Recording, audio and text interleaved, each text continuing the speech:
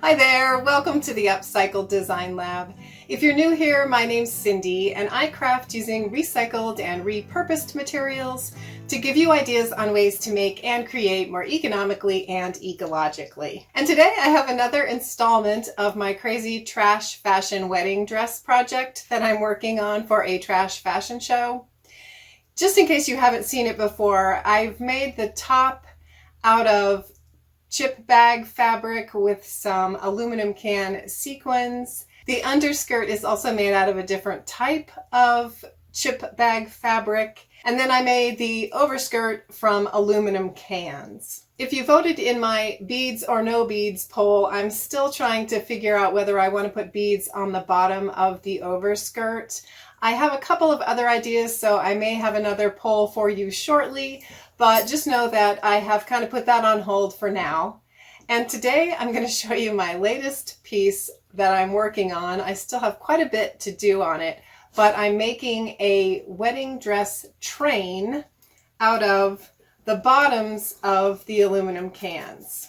If you're interested in how I break down my aluminum cans into the 4 parts that I use for a lot of different projects, I will link to that tutorial in the description box. But like I said, I'm just using the bottom piece for this project. Once I have the bottom of the cans removed, I use a pair of scissor type tin snips to cut off the excess metal, and then I'm just left with a small domed piece. To make the train, I used heavy crochet thread and duct tape to assemble the underside of the train. And now I'm in the process of going back with another domed piece, and I'm using my aluminum tape to attach the pieces together so that I will have clean finished edges on both sides of the train. A couple of silly fun facts.